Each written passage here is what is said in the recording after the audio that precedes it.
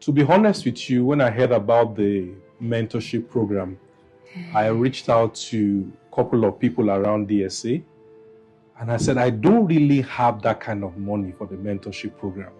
Can I please pay what I have? And honestly speaking, DSA was magnanimous enough to just allow me at that time. Do you understand? So what people really don't understand is DSA is a very simple person and does not put money on his head. Truly, if you're interested in the program and then you approach him, honestly speaking, the team and himself will be accommodating enough to bring you on board. So once more, please, can I please celebrate DSA? And so back to my story. After the masterclass course in Abuja around March last year, I then joined the mentorship program around April. And really, it was an eye-opener. It was explosive.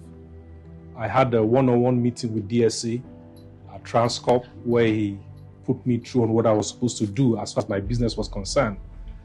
And then at some stage, an opportunity showed up. DSA had made some adverts that they needed land in Kaduna, Abuja, and some strategic locations. I then found one guy who wanted to sell some plots in Kaduna.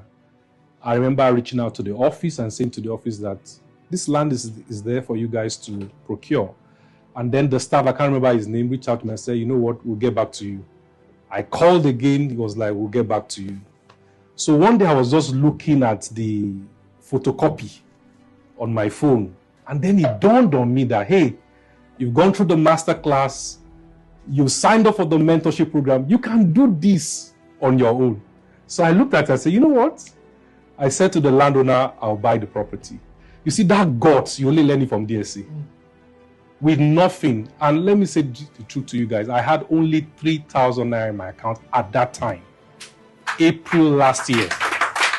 3,000 naira in my account. I then said yes. And then it was getting close to Salah period, and this guy would come after me and say, when are you paying the money? And then I began to negotiate. I kept negotiating until it got to a point, the guy just said, you know what, anything you have, just give it to me. Even if it's 10 million naira. And then I reached out to family, to friends, to a lot of people, and then I got the first investor who, gave us the money. We set up our office, basically from the advice I'd gotten from him. He said things to me like, the first person you must hire, this is from the one-on-one class. Now, I wrote about 10 things down, but this is the first thing he said to me. He said, the first person you must hire must be a barrister and must be your EA. And that's what I did. I hired my first staff, which was a data analyst. She had knowledge of law, and then she was my EA.